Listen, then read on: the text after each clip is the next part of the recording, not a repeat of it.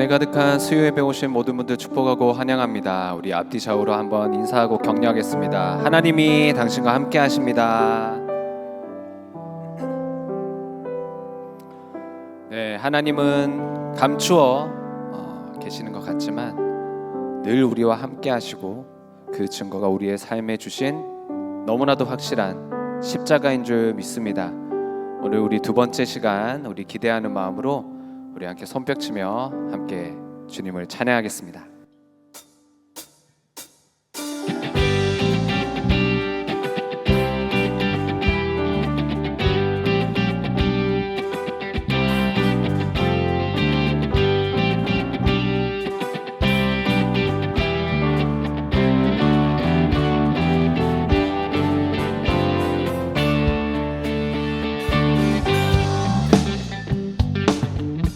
주의 약속하신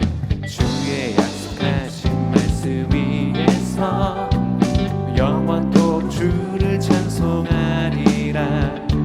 소리 높이 주께 영광 돌리며 약속 믿고 굳게 서리라. 굳게 서리 영원하신 말씀 위에 굳게 서리.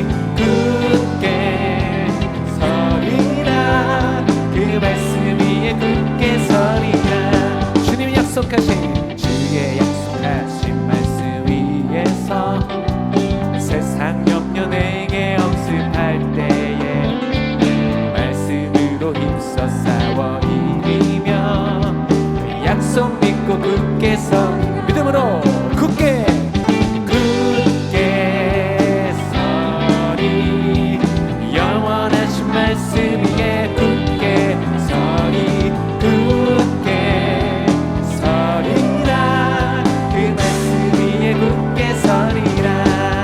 주의 약속하신 영원하신 주의 사랑이 믿고 성령으로 힘써 싸워 이기며 약속 믿고 굳게 서리라. 아멘. 굳게 서리 영원하신 말씀 위에 굳게 서리. 굳게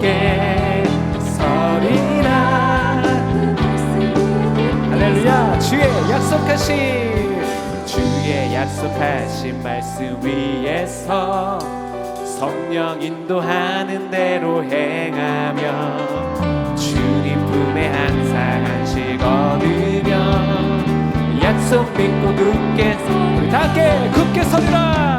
굳게 서리 영원하신 말씀 위에 굳게 서리. 말씀 위에 굳게 서리. 굳게 서리. 굳게 서리 영원하신 말씀 위에 굳게 서리. 굳게 서리라. 그 말씀 위에 굳게 서리. 그 말씀 위에 굳게 서리라. 그 말씀 위에 굳게 서리. 주님의 말씀 위에 굳게 서길 원합니다. 할렐루야.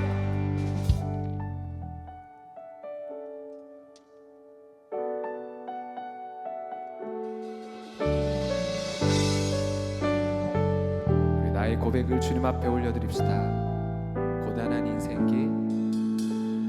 고단한 인생길 힘겨운 오늘도 예수 내 마음 아시네.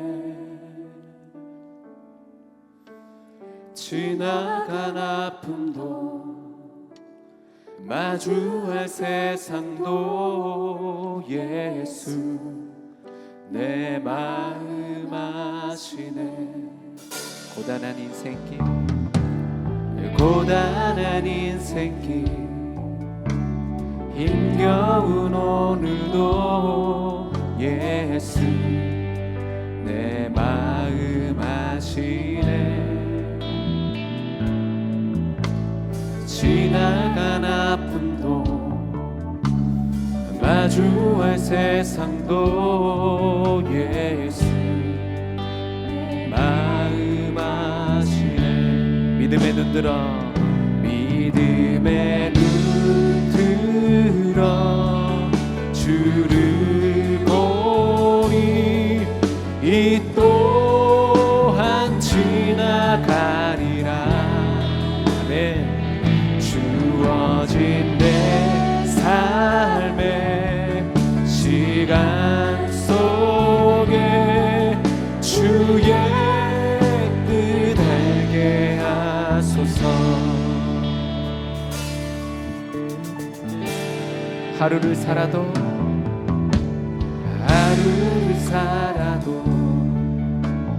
기쁨으로 가리. 예수 늘 함께 하시네. 후회도 염려도 온전히 맡기리. 예수 주님이 함께 하십니다. 하루를 살아도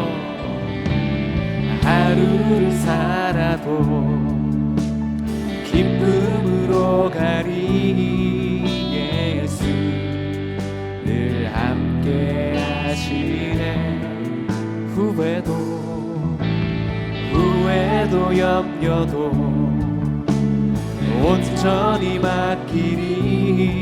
예수 늘 함께 우리 함께 믿음의 눈 들어, 믿음의 눈 들어 주를 보리. 이 또한 지나가리라. 주어진 내 삶의 시간 속에 주의 우리 더 큰 소리로 더 간절하게 믿음의 눈 들어, 믿음의 눈 들어 주를 보리. 이 또한 지나가리라.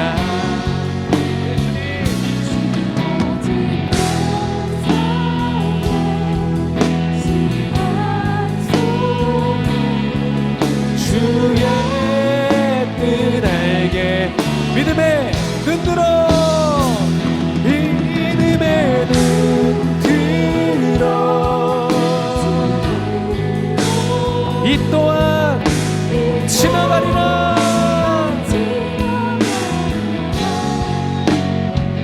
주어진 내 삶의 시간 속에 주의 뜻 우리 그렇게 주님을 예배합시다. 예배합니다. 찬양합시다. 주님만 날 다스리소서.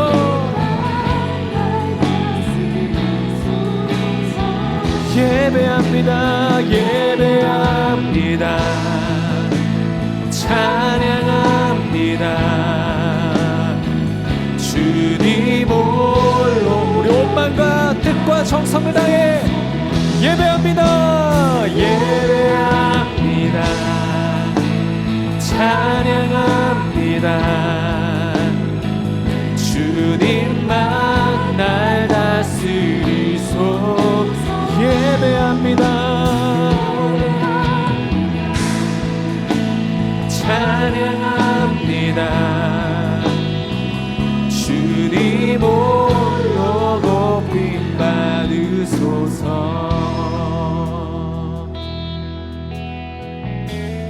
완전하신 나의 주, 완전하신 나의 주, 그 아들로 나를 구하소서. 하신 모든 일 주님의 영광 다 경배함니. 완전하신 나의 주, 완전하신 나의 길로 날 인도하소서. 행하신 모든 이 주님의 영광 다 경배합니다. 함께 예배합니다. 예배합니다. 찬양합니다. 주님만 날 다스리소. 주님을 예배합시다.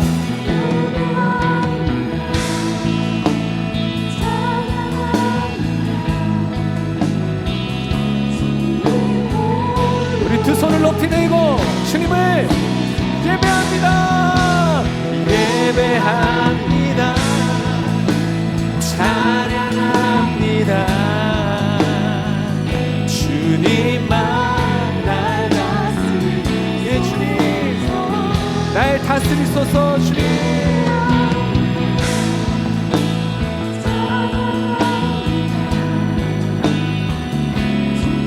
우리 한 번 더 고백합시다. 나의 고백으로 예배합니다. 예배합니다. 찬양합니다. 할렐루야. 주님만 날 다스리소서. 예배합니다. 찬양합니다. 주님 홀로 높임 받으소서. 우리 시간 같이 한번 기도합시다. 주님, 때로는 우리가 하나님이 내 삶에 어디에 계신지 감추어 계신 것 같았지만 주님이 우리를 위하여 지신 그 십자가를 우리가 분명히 믿음으로 바라볼 때 주님은 한 번도 나를 떠나지 않고 나를 외면하지 않고 나와 언제나 함께 하시고 동행하시는 하나님이신 줄 믿습니다. 아멘. 그 주님을 예배하고 찬양하오니 주님, 나의 예배를 통하여 나의 찬양을 통하여 주님이 영광을 받아주시고 아멘. 오늘 나에게 말씀하여 주시고 은혜를 베풀어 주옵소서. 아멘. 우리 주여 한번 부르짖고 기도하겠습니다. 주여, 하나님 아버지, 이 시간 주님만을 바라봅니다.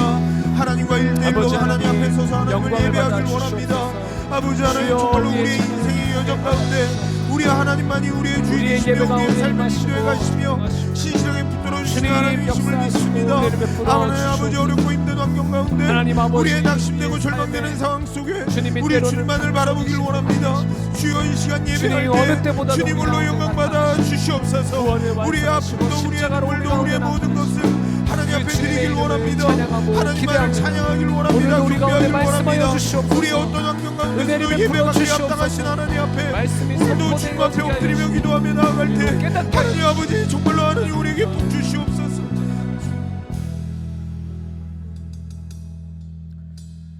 하나님 아버지, 감사합니다. 오늘도 이 귀한 은혜의 자리, 예배의 자리에 우리를 있게 하여 주셔서 감사합니다. 우리의 삶에 언제나 동행하시고 함께 하시는 그 주님을 믿습니다.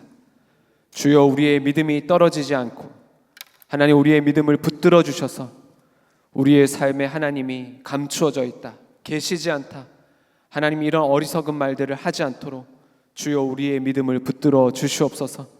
믿음의 눈을 들어 주님을 바라볼 때 그 어느 때보다 우리가 주님을 온전히 볼 수 있도록 그 주님을 마치 하나님 우리가 만지는 것처럼 주님을 경험할 수 있도록 이 예배 가운데 함께하여 주옵소서. 말씀 가운데 기름 부어 주시고 은혜를 베풀어 주셔서 오늘 우리가 들어야 할 주의 말씀을 듣게 하여 주시고 그 말씀을 깨닫게 하여 주시고 그 말씀에 우리의 힘과 능력이 되어서 우리의 삶의 자리로 돌아가서 그 말씀 붙들고 승리할 수 있도록 주여 함께하여 주시옵소서. 우리의 예배 가운데 함께하실 그 주님을 의지하옵고 예수 그리스도 이름으로 기도하옵나이다. 아멘.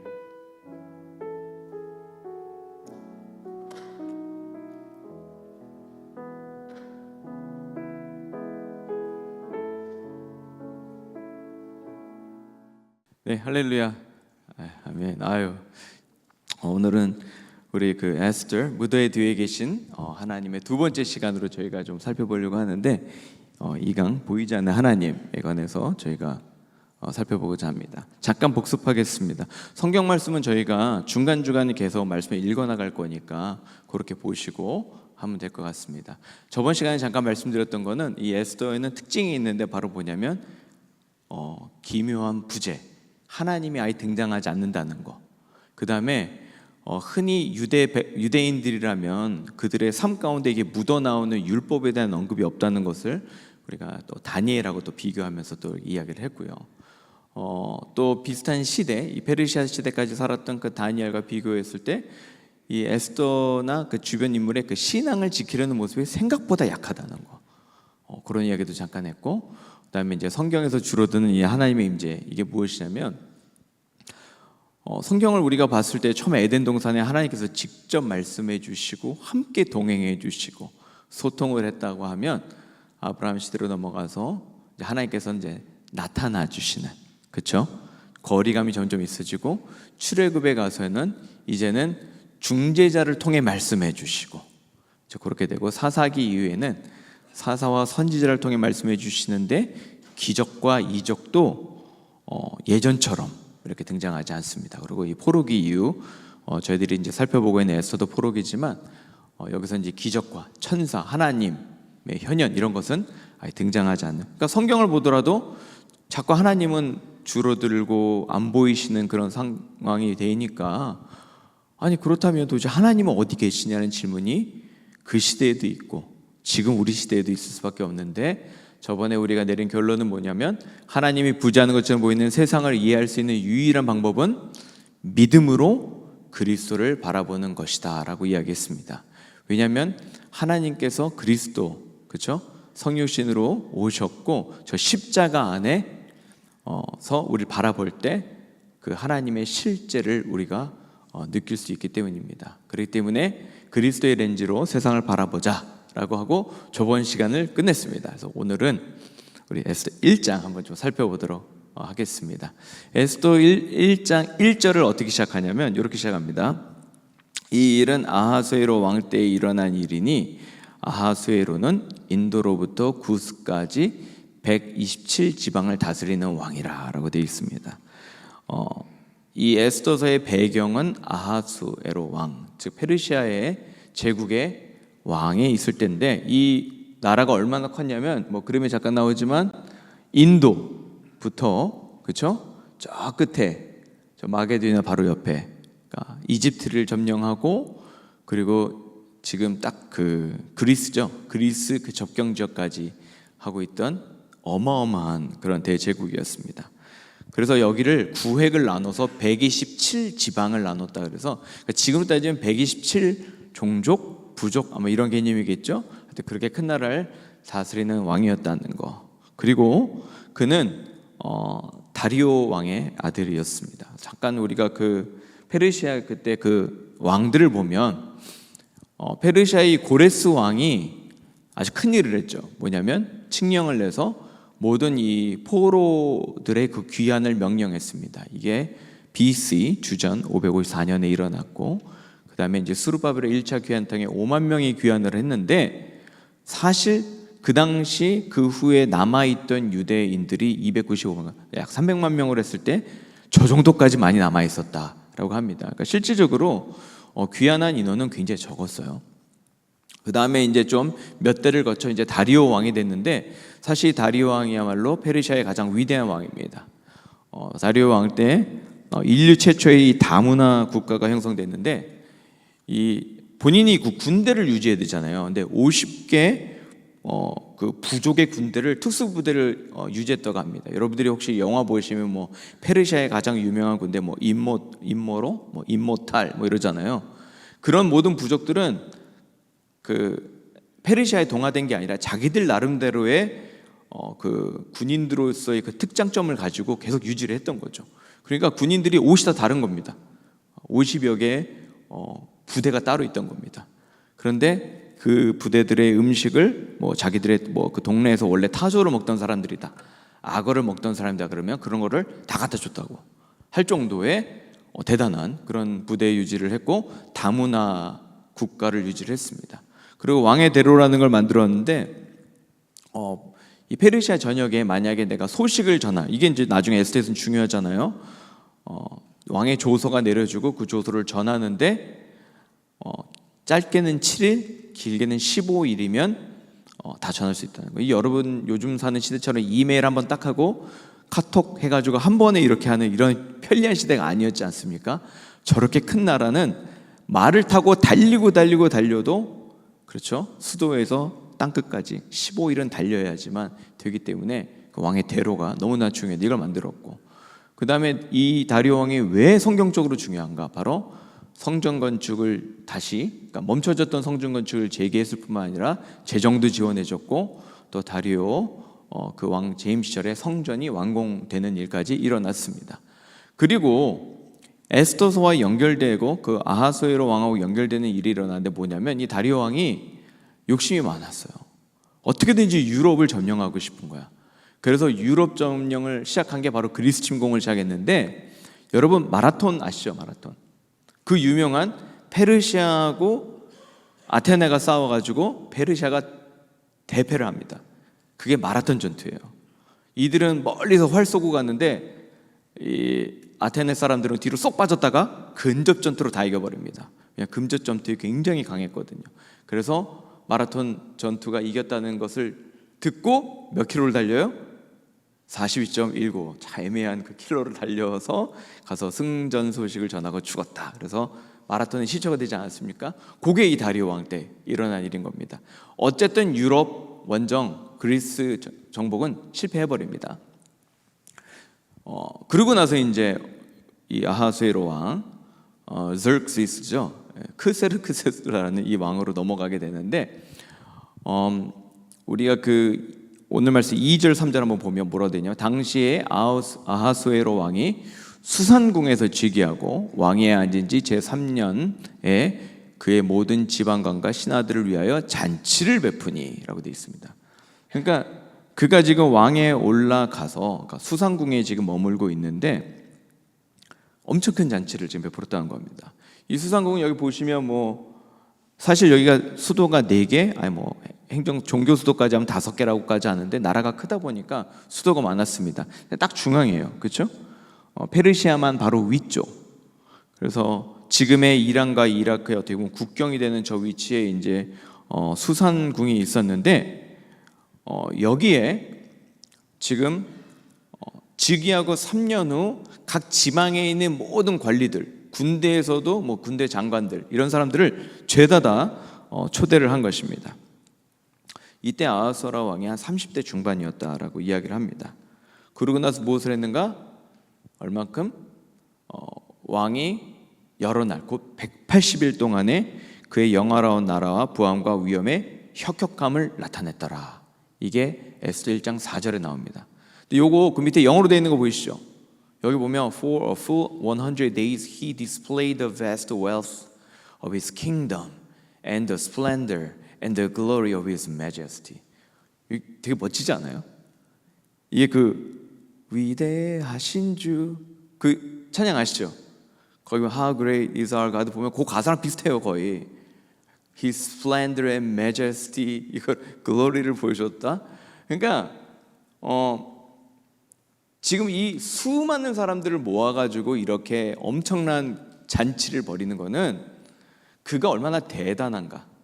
근데 그 대단하다는 단어를 보세요. His splendor, glory and majesty. 이거는 누가 쓰는 단어입니까? 누구에게 어울린 단어예요? 하나님께 어울린 단어 아닙니까? 그러니까 지금 이 아하수에로 왕이 지금 지금 사람들을 모아가지고 본인이 그렇게 대단한 존재임을 지금 보여주려고 하는 것입니다. 그래서 이 즉위 3년 후에 이 성대한 잔치를 이제 하게 되는데 180일이면 도대체 몇 개월이죠? 6개월 동안 잔치한다고 생각해 보십시오. 제가 볼 때는 여러분들 파티 좋아하십니까? 전 파티를 안 좋아하거든요. 하루만 가도 피곤할 거를 180일 동안 했다는 겁니다. 물론 전국에서 초대하는 손님들이 계속 바뀌어야 되기 때문에 그럴 수도 있지만 어쨌든 이게 보통 일이 아닌 거예요. 이렇게 180 동안 아주 높은 사람들 데려다가 잘 먹이고 잘 재우고, 그렇죠? 매일같이 술에 취해 살고 각종 음란한 일을 하고 이러지 않았겠습니까? 이제 고르곤 안 돼. 그것이 끝이 아닌 거예요. 1장 5절에 가면 또 뭐가 나오냐면 이날이 지나면 왕이 또 도성 수산에 있는 귀천간의 백성을 위하여 왕군 후원들에서 7일 동안 잔치를 베풀었다. 그러니까 이제 180일 동안의 잔치가 끝나고 나니까 7일 동안의 잔치를 열었는데, 이거는 수산궁에 있는 그 수산이라는 그 성에 있는 귀천, 부하던 가난하던 뭐 홈레스까지 다 데려다가 7일 동안 잔치를 했다는 겁니다. 이게 참 대단한 일이죠. 이렇게까지 한 겁니다. 그래서 왕군 정원에서 7일간 잔치를 했는데 그 모습을 자세하게 6절에서 8절에 이렇게 쭉 다루고 있습니다. 뭐 어쩌고 저쩌고 엄청 다양하죠. 이해 가세요? 그래서 제가 에스더서 1장 1절부터 14절까지를 AI에다가 넣고 그림을 그려보라고 했습니다. 진짜 해봤어요. 제가 2군데 그림을 그려봤는데 이렇게 그려주더라고요. 생각보다 대단하죠. 저보다는 잘 그린 것 같습니다. 그 실과 여러 가지 내용 이야기하고 그들이 페르시아 배경이라고 했더니 이렇게까지 그려준 겁니다. 아무튼 이렇게 성대하게 잔치를 했다라고 할 수 있을 것입니다. 여러분들도 이런 잔치에 한번 가보셨어요? 예? 가시지 마세요. 이런 잔치는 어디서 할 건지 아십니까? 천국 가면 그때 할 겁니다. 여러분 보이세요? 내가 어디 있는지?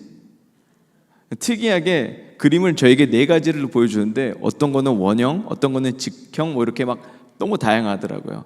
AI도 제대로 못 그려. 보니까 상황을 너무 다르게 해서 그려주는데 그 중에 이쁜 거 제가 2개만 뽑았습니다. 자, 그럼 180일을 고위 간직들을 모아서 성대한 파티를 해주고, 아무래도 미안했을 것 같아요. 이 성 사람들이 얼마나 180 동안에 그 소란스럽고 엄청나게 음식 왔다 갔다 하고 그런 거 보지 않았습니까? 성에 있는 사람들과 7일간의 또 잔치를 베풀어준 목적이 뭘까? 이 목적이 다 있는 거죠. 아니 누가 파티를 그냥 하겠습니까? 다 목적이 있는 겁니다. 우선은 제가 볼 때는 여기 쓰진 않았지만 아하수에로 왕이 엄청나게 과시하는 거 좋아했습니다. 허세가 엄청나게 많은 사람이죠. 그건 분명한 것 같아요. 그리고 역사적으로 우리가 보는 게 성경에 나와 있지 않지만 바로 이 아하수에로 왕이 되자마자 이집트 지역과 바벨론 지역에서 반란이 일어났습니다. 그래서 가서 반란군들을 완전 토벌해야 되는 일이 있었는데 딱 그 이유라고 합니다. 그러니까 그걸 축하하는 거죠. 이제 이 나라에 반란은 더 이상 없다. 그리고 2번째로는 그 아버지가 하다가 전쟁에서 져서 수건 사업이 돼버린 그리스를 침공해야 되는데 이 바다 건너야 되거든요. 만만한 작업이 아닌 겁니다. 그래서 각 지방의 지도자들에게 함대와 군사를 또 요청해야만 했습니다. 그리고 모든 사람들에게 우리가 이 페르시아 제국의 권력, 재력, 힘, 그러니까 내가 얼마나 권력이 많고 사치스러운 부가 있고 타의 추종을 넘는 그러한 군사적인 힘이 있는가를 보여주기 위한 그러한 것이라고 또 할 수 있겠고, 또 이 전쟁이 시작되기 전에 백성들에게 야 걱정하지 말아라. 우리는 먹어도 남아도는 이런 음식을 가지고 있다, 물자를 가지고 있다는 것을 보여주면서 백성들을 안심시키기 위함이라고 되어 있습니다. 제가 이제 이거 준비하면서 예전에 봤던 영화 한번 봤거든요. 여러분 300이라는 영화 아십니까? 스파르타와 페르시아의 전쟁을 다룬 영화인데 제가 볼 때는 좀 어르신들은 좀 안 보셨을 것 같긴 해요. 이 스파르타 사람들이 그냥 몸에 그냥 초콜릿 복근을 하고 다 나와가지고 어마어마하게 싸웠는데 거기에 이제 여기 아하수에로 왕이 잘못된 모습으로 나옵니다. 좀 이렇게 그 역사적으로 고증이 좀 제대로 안 됐다 그러는데, 근데 그 영화에서도 보면 굉장히 강조한 게 뭐냐면 나는 관대한 신이다. 그러니까 즉 이 아하수에로 왕은 본인은 엄청나게 관대하고 본인은 신적 존재이다. 신의 대리이지만 내가 결국 그 신이다라는 모습을 계속 보여주는 거. 아까도 보였잖아요. Splendor and Majesty 그런 단어 쓰면서 그가 어마어마한 것을 자꾸만 보여주면서 본인이 이런 신적인 존재임을 굉장히 강조했습니다. 그러니까 이렇게 엄청난 성대한 잔치를 베풀고 있는 거예요. 그의 관대함을 통해 그가 나는 누구와 같다? 나는 하나님과 같다. 즉 신과 같다는 것을 보여주기 위함이라는 것이죠. 그래서 이렇게 엄청난 이 180일 플러스 7일간의 잔치를 하게 된 것입니다. 그렇다면 우리가 이 아하스웨로 왕의 그 한번 그 삶의 궤적을 우리가 타임라인으로 히스토리를 보자면 왕위에 485년 주전 485년에 오르고 그 다음에 3년 후에요. 3년 후에 180일의 잔치를 했는데 이때 일어난 게 뭐냐? 오늘 에스더 1장에서 2장에 나오는 와스디 왕비를 폐위하는 사건이 바로 이때 일어납니다. 그러니까 왕에 오르고 몇 년 안 됐을 때 왕비를 폐위한 거죠. 그러고 나서 폐위하고 나서 테르모필레 전투라는 아까 방금 말씀 그 영화 300, 이 스파르타와 페르시아 전쟁의 무대가 되는 그곳이 등장을 하고 그 전투에서는 이깁니다. 근데 이 300대 수많이 싸웠는데 엄청나게 처음에 고전을 하다가 마지막에 이깁니다. 그리고 스파르타의 300군사들은 다 죽게 되죠. 그 다음에 이제 살라미스 해전이라는 곳을 갔는데 거기서는 완전히 대패합니다. 이 살라미스 해전이 세계 몇 대, 뭐 3대 해전이라고 하는데 제가 알기로는 우리 이순신 장군의 그 해전과 거의 비슷한 몇 척 안 되는 배로 수많은 배를 다 쓸어버린. 그래서 사실은 이 아하스웨로 왕도 엄청나게 많은 대군과 이렇게 180일 동안에 먹여가면서 전국에 있는 관료들을 갖다가 이렇게 막 힘을 모으고 우리 으쌰으쌰 해보자 이래가지고 전쟁을 시작했는데 사실은 실패로 끝나는 겁니다. 그 실패로 끝나고 나서 돌아와서 그 다음에 어떤 일이 일어나는가? 바로 왕후로 에스더를 뽑게 되는 그 일이 일어났다는 것이죠. 그러니까 이게 지금 페르시아의 그 역사적인 타임라인과 성경의 타임라인이 이렇게 겹쳐지게 되는데 먼저 이 페르시아의 타임라인을 방금 말씀드린 거를 보면 저렇게 이제 됩니다. 저렇게 다리오 왕부터 시작해가지고 와스디 폐위와 그다음에 살라미스 전쟁에서 완전히 대패를 하고 그리스 침공이 완전히 실패하고 끝났는데 성경에서 보여주는 거는 방금 말한 내용 중에 와스디 여왕 폐위 빼고는 나오지 않거든요. 그런데 그 외의 것들을 성경에서는 다루고 있습니다. 첫 번째는 포르기안 1차 아까 고레스 왕 때 일어난 일이죠. 성전 재건 시작되고 성전이 완성되고 그 다음에 성경 나오되 에스더가 즉위 되고 그 다음에 포르기안 2차가 일어납니다. 그러니까 지금 이 에스더서는 굉장히 중요한 의미가 포르기안 1차와 2차 포르기안 그 사이에 있고 그 중간에 성전이 완성이 되고 이 유대인들의 다 목숨을 잃을 수 있을 그런 일들이 일어나는 그런 것들이 바로 이 에스더서에서 다 일어난 것이죠. 그래서 이것들을 합쳐보면 이렇게 이제 우리가 볼 수 있는 것입니다. 여러분들 나오는 핸드아웃에도 제가 넣어놨는데 결국은 성경에서 나오는 이 역사와 페르시아의 역사학자들이 놨던 그 역사 그 모든 것들을 합쳐서 보니까 하나님께서 그 모든 순간순간마다 다 하고 계셨고 성경의 역사도 하나님께서 이끌고 계시고 페르시아의 역사도 이끌고 계셔서 이러한 일들이 있었다는 거. 그렇기 때문에 이 에스더서는 이 역사 자체적으로도 참 중요한 그 의미를 가지고 있다고 우리가 볼 수 있습니다. 그렇다면 우리가 방금 읽었던 이 180일간의 엄청난 이 뱅쿠이시죠. 이 잔치를 통해서 도대체 이 저자는 이런 것들을 왜 넣어놨을까? 그렇지 않습니까? 굳이 넣지 않아도 그냥 그런 것이 있었다라고 하면 될 거를 굉장히 자세하게 그 궁전 내부를 특별히 그 이스라엘 성전도 아니라 이방인의 궁전을 자세히 설명하는데 성경에서는 이렇게 자세히 설명한 그러한 궁전의 내부는 여기밖에 없다고 합니다. 그러니까 그 정도로 공을 들였어요.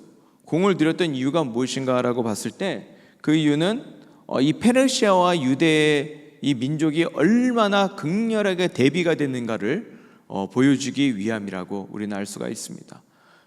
페르시아는 강한 나라입니다. 그 당시에 제국이었습니다. 그렇죠? 그 당시에 지구가 뭐 동글하다는 것도 몰랐고 동쪽의 끝이 인도였고 서쪽의 끝이 유럽이었습니다. 그런데 그들이 알고 있던 세상을 다 지배하고 있던 게 이 페르시아였고 그렇죠? 유대민족은 약했죠. 또 이들은 엄청나게 부유했습니다. 180일 동안 먹고 자고 놀는 이 비용을 감당하고도 남을 정도의 부를 축적하고 있던 나라가 이 페르시아입니다. 거기에 비해서 유대인들은 굉장히 가난했죠. 그렇죠? 그들은 성전을 지으러 간 자들도 너무너무나 고생을 많이 했고 실제로 나중에 원조가 오기 전까지는 쉽지가 않았습니다. 그리고 이 페르시아는 그 당시에 세계의 왕, 세계의 주인의 역할을 했습니다. 근데 그거에 비해서 유대의 백성들은 포로의 후예이자 귀환한 포로 받게 되지 않았습니다. 그렇기 때문에 우리는 지금 에스더 1장에 이 여러 가지 상황들을 우리가 보면서 알 수 있는 건 뭐냐면 사실은 여러분도 알다시피 이스라엘 백성들은 그 수많은 역사 가운데 오로지 생존했던 이유는 딱 하나였습니다. 하나님의 개입하시고 간섭해 주신, 그들이 어렵고 힘들 때마다 나타나셔서 도와주시고 눈으로 보여주시고 느끼게 해주시고 알게 해주시던 하나님의 개입을 해서 살아남았던 게 사실 이스라엘인데, 지금 이 페르시아의, 이 세상의 주인은 페르시아잖아요. 지금 현 상황으로는 페르시아 제국이 온 세상을 점령하고 있는데 눈에 보이지 않는, 이제는 더 이상은 느껴지지 않는 그 하나님의 임재, 더 이상은 역사하지 않는 그 하나님, 이 하나님과 보면서 도대체 누가 진정한 왕이냐라고 질문을 하지 않겠습니까? 그렇기 때문에 이 뱅크웻의 모습을 보여주면서 지금 페르시아는 정말 누가 보더라도 진정한 왕, 역사의 주인, 그리고 세상을 통한 왕 중의 왕, 이런 모습을 지금 보여주고 있는 것이죠. 거기에 비해서 이스라엘 백성들, 이 유대인들은 정말로 초라하고 힘들고 어려운, 그러니까 비교도 불가능한 그런 모습인데 그 가운데 하나님이 역사하신다는 사실을 이제 보여주고 있는 것입니다. 근데 이렇게 엄청난 잔치를 했는데 문제가 일어납니다. 뭐가 일어나는가? 바로 1장 10절을 우리가 보면 나오는데 1장 10절에 보면 이렇게 되어 있습니다. 제7일에 왕이 주흥이 일어나서 어전 넷이 무흐만과 비스디아 하르보나와 빅다와 아박다와 세달과 가르가스 7사람을 명령하여 왕후 와스디를 청하여 왕후의 관을 정지하고 앞으로 나오게 하여 그의 아리따움을 뭇 백성과 지방간들에게 보이게 하라 하니 용모가 보기에 좋음이라 라고 되어 있습니다. 180일 동안 이렇게 엄청나게 그 파티를 하면서 무슨 일을 했냐면 주흥이 일어났다고 합니다. 주흥이 일어났다는 게 뭡니까? 술에 취한 거죠. 이게 보니까 언어적으로는 포도주로 즐거워진 날. 그러니까 이게 high spirits from wine. 그러니까 와인 엄청 마시고 완전히 이제 술 취해서 지금 정신 나간 겁니다. 그런데 굳이 또 누굴 불러요? 어전 내시를 난 왜 7명이나 불렀을까?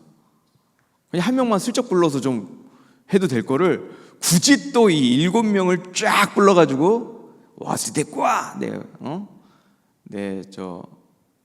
마님 데꼬아 이제 이렇게 이제 하는 거죠. 7명을 부른 것부터가 좀 잘못된 것 같아요. 그죠? 너무 판을 키웠습니다. 어떻게 보면 이렇게 되고, 그다음에 그 아내를 데리고 와서 왕 앞으로 나오라고 하고 뭇 백성과 지방관에게 보이게 해야 되는 거예요. 그러니까 자랑을 해야 되는데, 조금 전에 살펴봤지만 그가 이렇게 큰 잔치를 벌였던 이유가 자랑하려고 하는 거잖아요. 뭘 자랑하려고? 권력과 돈과, 그렇죠? 그에 가지고 모든 것들을 자랑하려고 이렇게 엄청나게 큰 잔치를 벌였는데 이제는 뭐까지 자랑하고 싶은 거예요? 아내까지도 자랑하고 싶은 거예요. 자, 그럼 생각해 보십시오. 지금 여기 술 마시고 놀고 있는 관원들이 다 제정신이었을까요? 아마 다 술에 취해가지고 인사불성이 돼가지고 아주 옳지 않은 행동들 하고 있는 그런 상황이었을 것입니다. 그런데 그 자리에 나와서 당신의 아름다움을 과시하라. 그래서 이제 저도 이제 읽다 보니까 페르시아에서 자기의 후궁을 과시할 때 좀 안 좋은 방법으로, 그렇죠? 좀 이렇게 어떻게 보면 왕비를 이렇게 인격적으로 대한 게 아니라 성적인 요소로 이렇게 프레젠트하려고 했던 경우는 있었다고 합니다. 근데 그것도 후궁일 경우에. 근데 어쨌든 이 왕이 자랑하다 못해서는 이제는 술 취할 때 자기 아내를 갖다가 자랑하려고 이제 부른 것이죠. 그런데 어떤 일이 일어납니까? 12절에 보면 왕후 와스디는 내시가 전하는 왕명을 따르기 싫어했다고 합니다. 그러고 나서 어떤 일이 일어나는가? 왕이 진노하여 마음속에 불 붙는 듯 하더라라고 이야기하고 있습니다. 지금 이 여왕은요, 술에 취한 남편에게 비인격적인 대우를 받는 것을 원하지 않았습니다. 그래서 제프리 코엔이라는 사람은 와스리 여왕에 대해서 이렇게 말하더라고요. 모인 군중에게 자신의 몸을 과시하라는 주군의 명령을 거부함으로써 목숨을 위협할 각오를 할 정도로 품위와 도덕성을 유지했던 드문 여성이었다라고 합니다. 근데 저는 이 글을 읽다 보니까 또 어떤 걸 보냐면 오히려 에스더랑 비교하더라고요. 에스더는 생각보다 되게 쉽게 왕비가 되기 위한 길을 택합니다. 그리고 그 길을 갖다가 그냥 슉슉슉 가는 게 보이는데 오히려 이 왕후 와스티는 자기 자신을 지키기 위해서 노력했던 보기 드문 여성이었다라는 그런 아주 높은 평가를 주고 있는 것을 보았습니다. 근데 문제는 뭐냐? 이 일을 통해서 아하스의 왕이 화가 난 거죠. 이 왕자에 있으면 어떻게 될까요? 여러분 왕처럼 사십니까? 여기 남성분들 많지는 않으시죠? 왕성 집에서 왕처럼 사세요? 내가 말하면 모든 일이 다 이루어집니까? 한 100년 전에 그랬을 것 같아요. 그죠? 예전에 이제 제가 기억하기로도 이렇게, 물론 저는 할아버지 일찍 돌아가셨지만 조선시대에 이렇게 사극 보면 여봐라 그러면 쫙 오고 밥도 탁 가져다가 독상을 집 앞에다 내다 주고, 보니까 세수도 세수물 떠다 주더라고요. 그렇게 세수해 본 적 있어요? 여긴 그런 분들 안 계시는구나. 그렇죠? 그냥 완전히 왕처럼 사시더라고. 말만 하면 모든 게 다 이루어지는. 제가 볼 때마다 내가 그때 태어났어야 되는데 너무 늦게 태어나가지고 지금은 안 되는 세상 가운데 살고 있지만, 어쨌든 왕처럼 사는 게 얼마나 좋습니까? 그렇죠? 네? 근데 내가 어느 정도 위치에 올라가고 내가 이 자리에 있고 내가 지금 노력해서 여기까지 이렇게 왔으면 나도 모르게 내가 하는 일에 왕처럼 되려고 할 때 있지 않으세요? 그렇죠?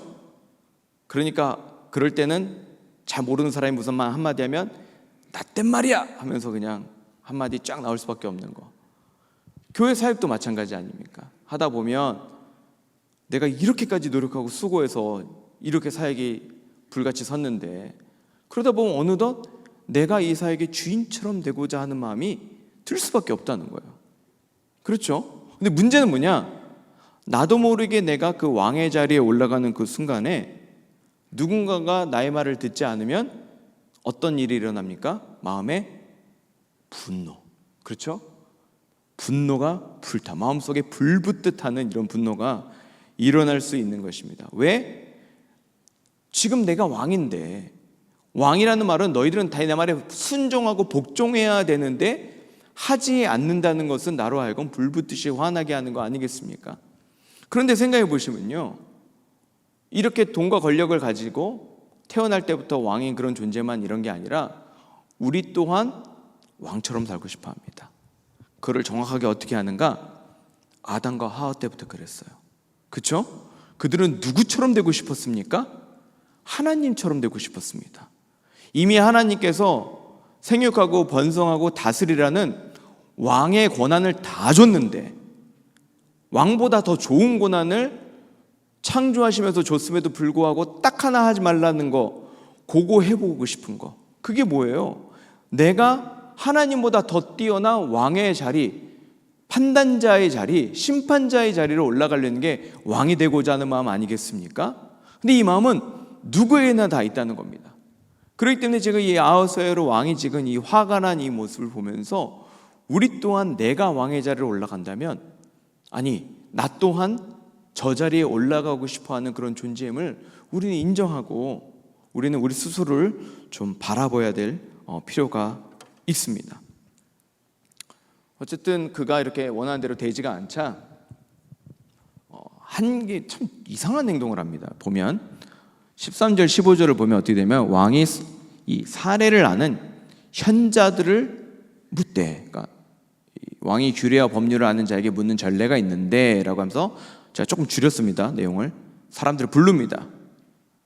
그리고 이 내시가 전하는 아하스웨로 왕의 명령을 따르지 아니하니 규례대로 하면 어떻게 처치할까? 지금 왕비가 명령을 따르지 않았다는 이유로 우리 시대로 따지면 이 변호사들을 소환해 가지고 법률 전문가들을 불러서 지금 여왕이 규례를 따르지 않았는데 어떻게 해야 되느냐? 이제 이렇게 지금 이제 일이 커지기 시작한 거죠. 그리고 심지어 이거를 뭘로 만들어 버리냐? 제국의 위기까지로 만들어 버립니다. 그러면서 가족의 문제가 이제 국가의 문제가 돼 버린 것이죠. 한번 생각해 보십시오. 이게 지금 이렇게까지 할 문제입니까? 아니에요. 그런데 본인이 이 세상의 주인이고 내가 이 모든 것 위에 있다고 생각하는 사람들의 가장 큰 특징이 뭐냐면, 만약에 누군가가 이것을 따르지 않으면 정신병이 오는 겁니다. 미치기 시작하는 겁니다. 아이덴티티의 크라이시스가 오는 거예요. 왜?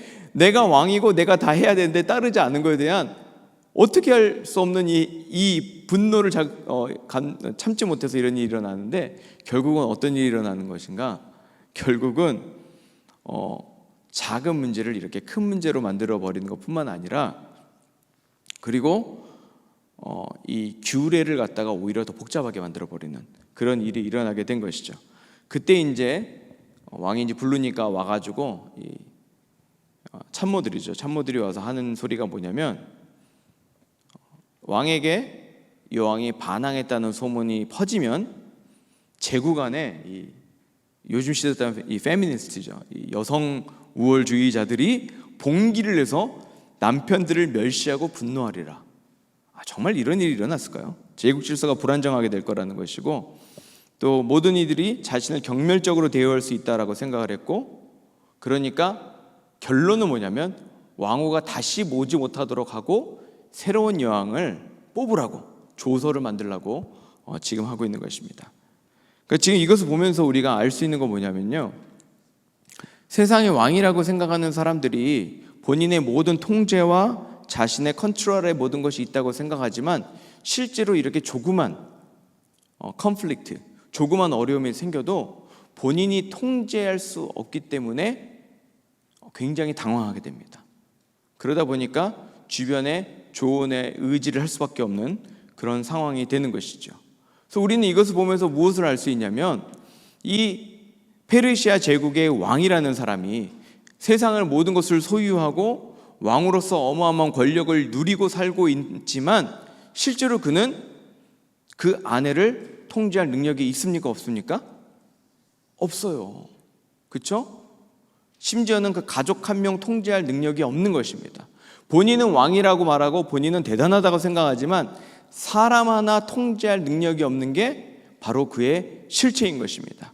그렇기 때문에 우리는 이 아하스웨로 왕을 보면서 그가 왕의 이 왕권을 갖고 있다는 것이 얼마나 참 하나님께 비교해서 우스운지 이제 우리가 알 수가 있는데, 그는 왕이라고 하지만 사실은 미련합니다. 생각이 짧고, 그는 모든 것을 다 가지고 있지만 실질적으로 조그만 어려움에도 통제할 능력이 없는 게 바로 그게 이 아하스웨로 왕의 삶입니다.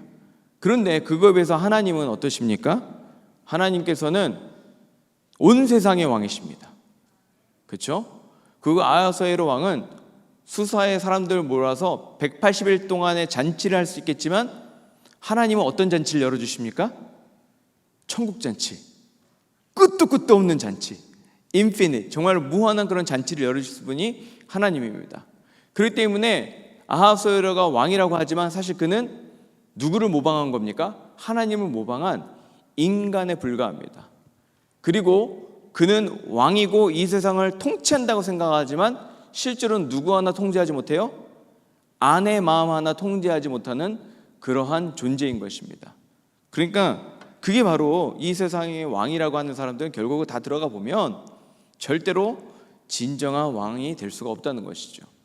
이게 이제 로마 시대로 가서도 비슷한 일이 일어나지 않았습니까?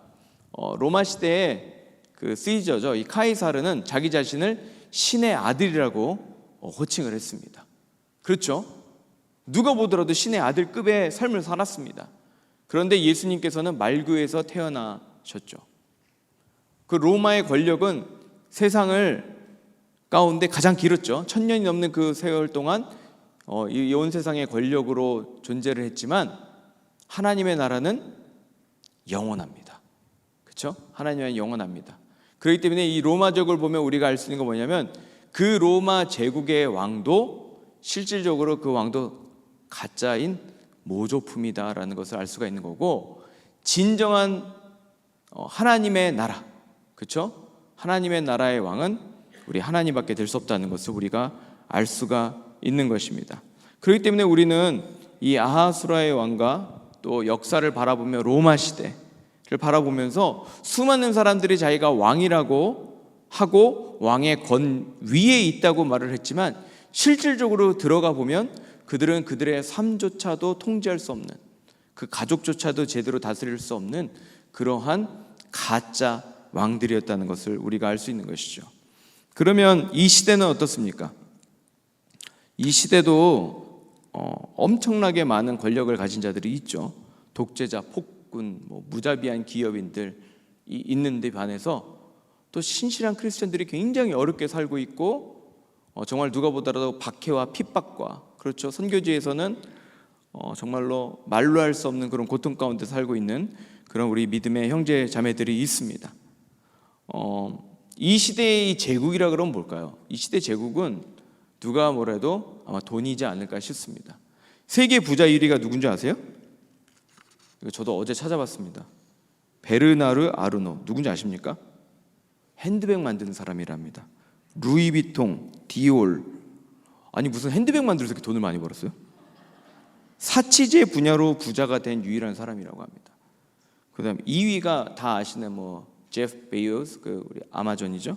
3위가 일론 머스크, 이런 사람들인데 이 사람들의 재산을 보니까 한 2천억 달러 정도 되더라고요. 이제 감도 안 와요. 10,000불 넘어가면 그때부터는 이 돈이 저 돈이고 저 돈이 이 돈이야.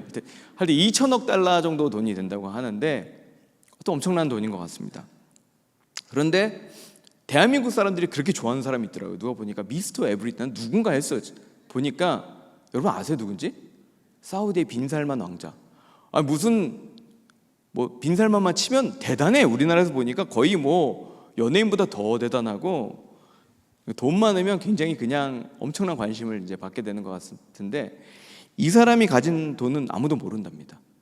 추정액이 2조 달러. 놀라지도 않죠. 왜냐하면 아까 2천억 달러의 10배가 넘는 거예요. 그렇죠?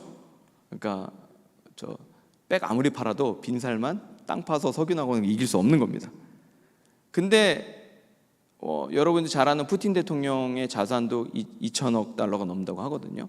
눈에 보이는 것만. 그럼 김정은은 얼마나 가지고 있을까요? 한 나라를 갖고 있는 거 아니에요.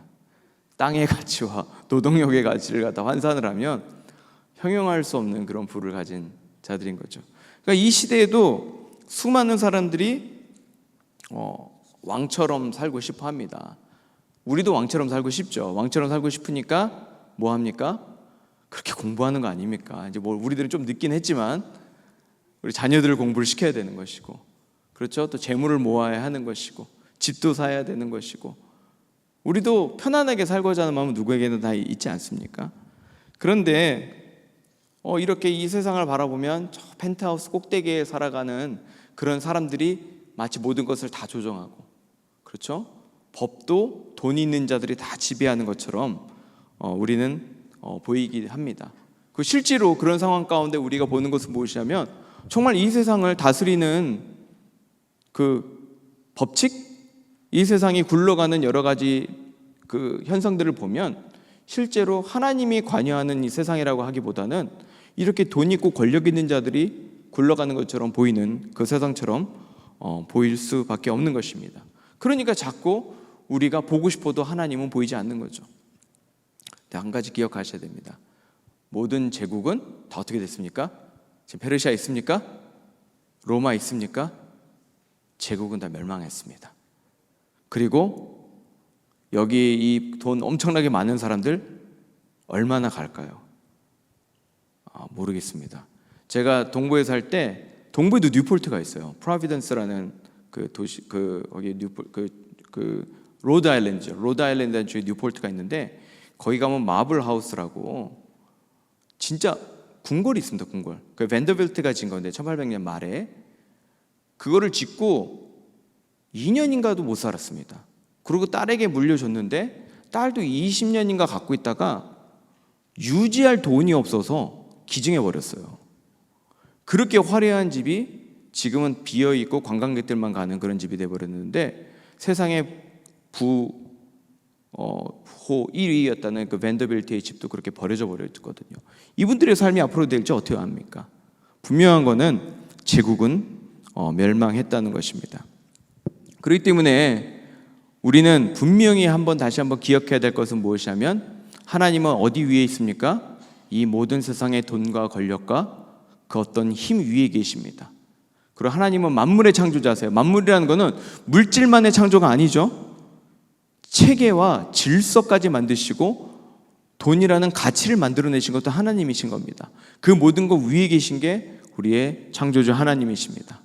그리고 세상의 왕은요 부족할 수밖에 없습니다. 아무리 왕처럼 사는 것 같아도 부족하고 가족도 통제 못하는 게 삶입니다. 그리고 우리들이 현재 살고 있는 이 시대는 마치 하나님의 부재처럼 느껴지지만 사실 모든 제국이 세워졌다 없어졌다 권력자들이 세워졌다 없어져 하는 그 동안에도 하나님은 모든 곳에서 일하고 계십니다. 제가 말씀 준비하면서 책들을 보는데 그 책에 이 에스더서를 갖다 이야기하면서 이 렘브란트의 야간 순찰 때 이야기를 하더라고요. 이게 굉장히 유명한 그림이라고 그래요. 보신 적 있으세요? 어디 있냐면 암스테르담 국립미술관에 있다고 합니다. 가보시면 13 feet, 16 feet, 하여튼 엄청나게 큰 그림입니다. 그리고 이 그림을 유명한 이유가 이게 시커먼데 낮이래요, 낮. 그리고 유명한 이유 중에 하나가 그 사인 있죠. 렘브란트라는 사인을 찾기가 굉장히 어렵다고 합니다. 이렇게 보면 못 찾아요. 엄청나게 확대해서 전 찾았습니다. 궁금하시면 인터넷 보고 찾아보십시오. 그리고 이게 되게 유명한 이유가 원래 렘브란트가 자기 얼굴을 이렇게 숨겨놓은대요. 곳곳마다. 그래서 보통 학생들을 데려다가 이제 보면서 렘브란트 그 얼굴 자화상을 찾아보고 서명을 찾아보라라고 한다고 합니다. 이제 그게 이제 아이들의 미션인 거죠. 아이들이 열심히 찾을 거 아닙니까? 선생님한테 말하는 거죠. 아무리 봐도 없는데요, 선생님. 도저히 찾을 수가 없어요. 그러니까 선생님은 그 아이들에게 그렇게 말한다고 합니다. 너희들은 이 화가의 시그네처를 찾지만 나는 화가의 기법을 보고 있다. 너희들은 렘브란트의 얼굴을 찾지만 안 보인다고 말하지만 나는 그 섬세한 붓터치마다 렘브란트를 보고 있다. 저는 이게 딱 그 말인 것 같습니다. 이 어두컴컴한 그림을 보면서 우리가 뭘 볼 수 있겠습니까? 이게 렘브란트라고 말을 안 하면 우리는 알 수도 없는 그림이지 않습니까? 하지만 렘브란트가 누구인지 알고 있는 자라면, 그가 어떻게 그림을 그리는지를 제대로만 알고 있는 자라면, 이렇게 우리들에겐 별 의미 없는 그림일지라도 알고 있는 자들이 보면 그 섬세한 붓터치 가운데서 이 렘브란트를 본다고 하는 것이죠. 우리들의 삶도 마찬가지 아니겠습니까? 하나님의 이름이 어디에도 보이지 않고 하나님이 그 어디도 개입하지 않는 것처럼 느껴지는 이 삶이지만 사실은 믿음의 눈으로 보면, 그렇죠? 믿음을 가진 자들이 이 그림을 보게 되면 하나님은 모든 곳에 계시다는 그 음성을 듣게 된다는 것입니다. 그렇기 때문에 믿음으로 본다는 것은 도대체 무슨 의미인가? 저는 이것을 그림에 만약 비유하자면, 저는 그림도 솔직히 그릴지도 모릅니다. 하지만 인생을 그림에 비유를 하자면 자세히 살펴보았을 때 우리는 그 우리의 인생을 그리신 하나하나의 붓터치를 보면서 그것을 그리고 계신 우리 하나님을 보게 될 줄 믿습니다. 그게 우리의 삶이 아닌가 싶습니다. 제가 말씀을 준비하면서 하나 그 영상을 봤었는데 그 영상이 참 제 마음에 남았었습니다. 뭐였냐면 KBS에서 준비한 다큐멘터리예요. 근데 KBS에서 선교사님들이 찍은 영상들 있잖아요. 1900년도 그 영상들을 보여주는 걸 봤는데 1935년도에 북장로의 선교보고 영상을 KBS가 발굴을 해서 이제 보여준 겁니다. 근데 거기에 이렇게 돼 있더라고요. There is no story of modern mission more remarkable than the Korean church. 그러니까 그 당시 1935년에 현대 선교에 한국보다 더 위대한 선교는 없다. 1890년도에 100명밖에 없던 기독교인이 1935년에 30몇 명의 성도들이 있다라고 말하고, 또 거기 이렇게 돼 있더라고요. 1901년도 평양에 10,000명의 성도가 있었는데 종소리 때문에 잠을 잘 수가 없고 아침마다 이제 종 울리잖아요, 예배당에서. 그리고 신자가 아닌 사람들도 일요일을 주일이라고 불렀다. 이게 선교사님의 그 다큐멘터리 내용에 있어요. 근데 이때가 언제입니까? 일제 강점기잖아요. 지금 우리가 복음을 전하기 힘들다고 해도 그때는 더 힘들지 않았을까요? 나라에서 막 막는데, 신사참배를 강요하는데, 그런 어두운 상황 가운데 있었는데도 불구하고 우리 조선에 들어왔던 이 기독교는 어마어마한 부흥을 했다는 것입니다. 저는 그 당시에 살았던 사람들이라면 당연히 하나님은 존재하지 않는다라고 생각할 수밖에 없는 그런 시대라고 생각합니다. 그럼에도 불구하고 하나님은 살아계시고 믿음을 가지고 본 모든 자들에게는 하나님의 섬세한 붓터치가 그들의 삶을 채우고 그려주시고 계셨습니다. 사랑하는 성도 여러분, 이 시대에 여러분들은 누구를 동경하고 사십니까? 빈살만인가? 그런 정말로 돈을 셀 수 없는 그런 사람의 삶이 그리우십니까? 부러우십니까? 전 분명히 장담하는데 그 사람은 집에 가면 잠도 못 자고, 집에 가면 아내랑 맨날 싸우고 이혼 위기 가운데 있을 것이라고 저는 믿습니다. 자기 삶을 통제할 수 없어요.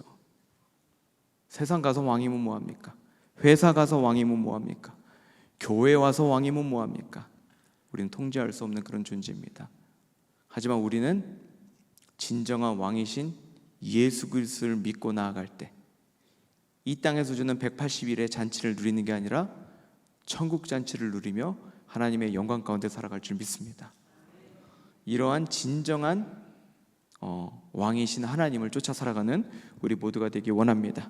우리 잠깐 찬양하면 좋겠는데, 우리 고단한 인생길, 아까 우리 찬양팀이 찬양해 주셨던 그 찬양입니다. 힘겨운 오늘도 예수님이 내 마음 아시고 믿음의 눈을 들어 주를 보리, 이 또한 지나가리라.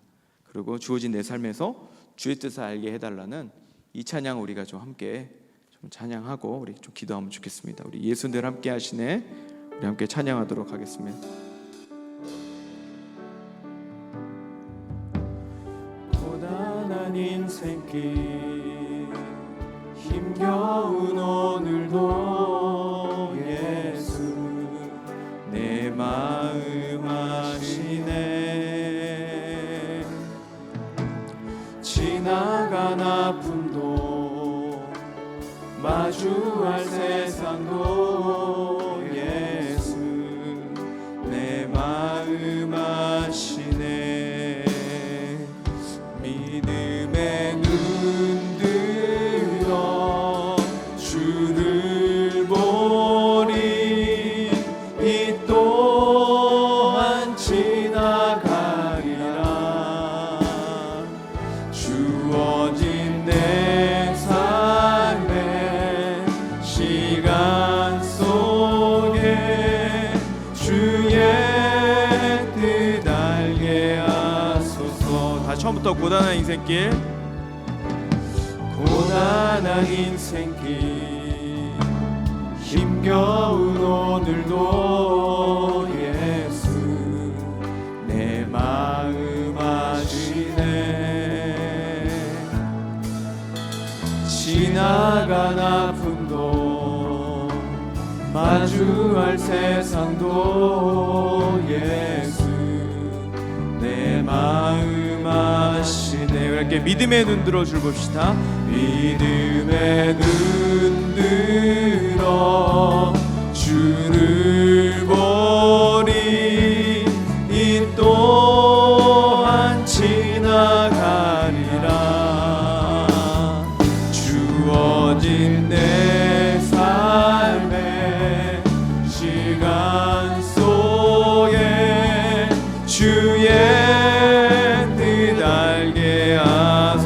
믿음의 눈 들어 주를 보리. 믿음의 눈 들어 주를 보리. 이 또한 지나가리라. 주어진 내 삶의 시간 속에 주의 뜻 알게 하소서. 우리 한번 기도하기 원합니다. 정말 우리 고단한 인생길 힘겨운 오늘 하루도 예수 그리스도가 함께 하시고 지금 동행하심이 믿어지시나요? 우리의 믿음의 눈을 들게 해주시고 주님을 보는 시간 되게 해달라고 우리 한번 기도합시다. 지금 이 시대 내 삶을 찾아와 주셔서 직접 붙이라고 계시는 그 하나님의 터치를 주여 느끼게 하여 주옵소서. 하나님, 지금 나는 보지 못하나 하나님께서 내 삶의 주관자로서 내 삶의 구석구석마다 관여하고 계시고 이 세상의 왕은 다른 사람들 같지만 하나님께서 왕으로서 내 삶에 계심을 주여 믿음의 눈을 들고 예수 그리스도를 바라볼 때 보게 하게 달라고 우리 함께 한 목소리를 기도하겠습니다. 하나님, 이 시간 우리 함께 기도하며 나아갑니다. 하나님, 정말로 앞이 보이지 않는 이 고단한 인생길, 하나님 아무리 노력해도 이루어지지 않는 나의 삶 가운데 하나님, 우리 주 예수 그리스도께서 나와 함께 동행하여 주시고 하나님 그리스도께서 내 삶의 주인이 되셔서 날마다 나와 함께 내가 가는 곳곳마다 동행하여 주시고 역사하여 주고 계심을 주여 보게 하여 주옵소서. 하나님, 지금 내 마음에 믿음의 눈을 들게 하여 주시고 눈을 뜨게 하여 주셔서 지금 내 삶에 역사하고 계신 그 하나님을 아버지 주여 보고 만나는 그 시간이 되게 하여 주옵소서. 내 인생의 아버지 주여 그 페인트 가운데 하나님께서 구석구석마다 터치해 주시는 그 하나님의 손길을 느끼게 하여 주시고 하나님 주여 나의 완악해진 마음을 주님께서 열어주시사 하나님, 지금 내 안에 주인이시며 하나님 내 안에 임재해 계신 하나님 주여 그 임마누엘의 그 축복의 은혜와 성령의 내주하시는 그 은혜가 우리 삶 가운데 있음을 다시 한번 아버지 주여 우리가 믿음의 눈으로 바라보게 하여 주옵소서. 하나님, 우리의 삶을 바라보면서 소망이 없고 하나님 주여 정말로 어둠밖에 없어 보일 때가 너무나 많지만 하나님, 내 삶을 다시 한번 믿음의 눈을 가지고 보면 하나님의 아버지 주여 관여하지 않으셨던 것이 없고 하나님께서 아버지 주여 인도하심이 없던 그 순간이 없었음을 보게 됩니다. 하나님, 아직도 아버지 주여 죄를 물들고 하나님 나의 이기적인 생각 아버지 주여 나의 개인적인 아버지 그런 욕심으로 가득 차서 아버지 가려져 버렸던 나의 눈이 있다면 하나님, 그 눈을 아버지 열어 보게 하는 아버지 주여 그 은혜를 우리들에게 허락하여 주옵소서. 아버지 주여, 이 시간 우리 또 한번 기도하기 원하는 게, 내가 섬기는 주인은 누구입니까? 나는 하나님을 나의 왕으로 섬기고 있습니까? 아니면 세상의 왕, 돈, 권력, 명예가 내가 그렇게 원하는 나의 주인입니까? 이 돈이라는 제국과 행복이라는 제국을 지금 우리가 섬기고 있지는 않습니까? 자녀의 성공이라는 제국을 혹시 섬기고 있지는 않습니까? 우리는 모든 걸 다 가진 왕처럼 사는 것 같지만 실제로는 내 삶, 내 가족, 내 자녀, 내 배우자를 통제할 수가 없는 그런 아하수에로 왕 같은 그런 삶 살고 있지 않습니까? 우리 이 시간 좀 하나님께 맡기기 원한다. 하나님, 내가 왕처럼 되고 싶어 했습니다. 주여, 회개합니다. 주님만이 내 삶의 왕이 되어 주시고 주님만이 내 삶을 통치하여 주시고 하나님의 왕국에서 주와 교제하며 하나님이 주시는 그 은혜의 정 가운데, 그 은혜의 뱅크 가운데 살아가는 우리 삶이 되게 해달라고, 혹이라도 내가 이곳에서 내가 왕처럼 되고 싶었던 마음이 있다면 내려놓게 해달라고 우리 이 시간 함께 한 목소리를 기도하겠습니다. 하나님, 이 시간에 아버지 주여 기도하며 나아갑니다. 내가 내 삶의 주인이었습니다. 하나님, 내가 내 삶의 왕처럼 살고 싶었습니다. 하나님, 왕처럼 만들어주는 그 돈과 권력과 명예와 성공과 인정과 하나님 주여 그 모든 것들, 눈에 화려한 것들을 쫓고 있던 것이 나의 삶임을 아버지 고백합니다. 하나님 주여, 돈과 행복이라는 그 제국, 하나님 성공이라는 그 제국을 아버지 양손에 가득 쥐고서는 하나님을 믿고 있다고 말하면서도 하나님 세상의 방법과 하나님 세상에서 왕이 되는 법을 가르치고 세상에서 아버지 주여 남들에게 아버지 주여 존경받는 법만 가르치며 살았던 나의 삶을 주여 고백하며 나아갑니다. 하나님, 내가 그렇게 많이 공부하고 모든 것을 누리고 모든 것을 가진 것다 할지라도 하나님, 나는 내 삶조차도 통제할 수 없는 삶을 고백합니다. 하나님, 나는 나의 가족조차도 온전히 섬길 수 없고 아내와 남편조차도 아버지 주여 온전히 아버지 품을 수 없는 그런 존재임을 아버지 주여 이 시간 고백합니다. 하나님 주여, 이 시간 아버지 주여 나의 삶을 다시 한번 주님께 맡깁니다. 하나님, 내가 왕이 되고자 했던 그 마음을 내려놓고 주님께 아버지 의지하며 나아갑니다. 하나님 주여, 내가 이 시간 아버지 주여 나의 사역 가운데 왕과 주인이 되고 싶었던 마음, 혹이라도 내가 사역을 하면서 내 왕국을 만들고 있었다면 주여 회개합니다. 나의 왕국과 아버지 주여 나의 아버지 주여 그런 트로피가 되지 않게 하여 주시고, 내 셀모임이 아버지 내가 왕이 되었다고 내려놓게 해주시고, 하나님 내가 섬기는 회사가 하나님 나의 가정에서 내가 왕이 되고 싶었다고 하면 하나님 그 마음 내려놓고 하나님을 주인으로 온전히 섬기면서 살아가는 하나님 그러한 우리의 행복한 신앙의 삶 될 수 있도록 하나님 인도하여 주시고, 오늘 이 시간 찾아와 주셔서 하나님 믿음의 눈 들고 보게 하여 주셔서 하나님 지금 나의 삶에 역사하시는 나의 왕이신 예수 그리스도 온전히 바라보며 살아가는 그런 축복된 삶 되게 하여 주옵소서. 하나님, 이 시간 회개하며 나아갑니다. 예수님이 나의 왕이라고 했지만 내가 왕임을 즐기며 살아갔던 나의 삶을 회개합니다. 나도 모르게 돈과 행복과 성공이라는 그런 제국을 섬기며 그 제국의 왕이 되려고 했었던 그 마음 회개하며 나아갑니다. 하나님, 더 이상은 내가 가족의 왕 되지 않게 해주시고, 교회의 왕이 되지 않게 하여 주시고, 직장의 왕이 되지 않게 하여 주시고, 오직 하나님만 왕으로 섬기고 살아가는 복된 삶 되게 하여 주옵소서. 하나님, 이 고단한 인생길을 살아가면서 도저히 내 앞에 어둡고 정말 착잡한 그 미래만 있는 것처럼 보이지만 하나님, 믿음의 눈을 들어 바라보면 나의 이 삶 가운데 역사하고 계시는 하나님이 계심을 분명히 우린 믿습니다.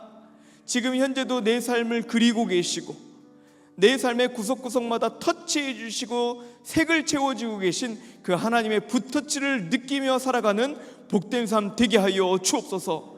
하나님, 이 시간 다시 한번 우리의 믿음을 눈 들어 주님을 바라보며 나아가오니 주여 하나님이 인도하시는 삶 되게 하여 주시고, 주와 동행하며 살아갈 때 하나님 복되도다, 정말 그리스도 안에서 은혜를 충만함에 누리며 살아가는 우리들 되게 하여 주옵소서.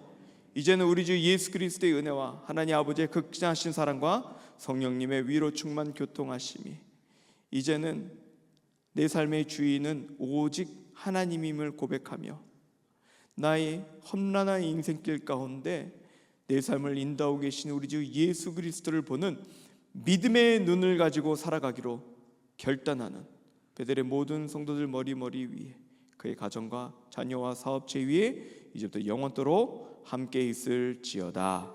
아멘.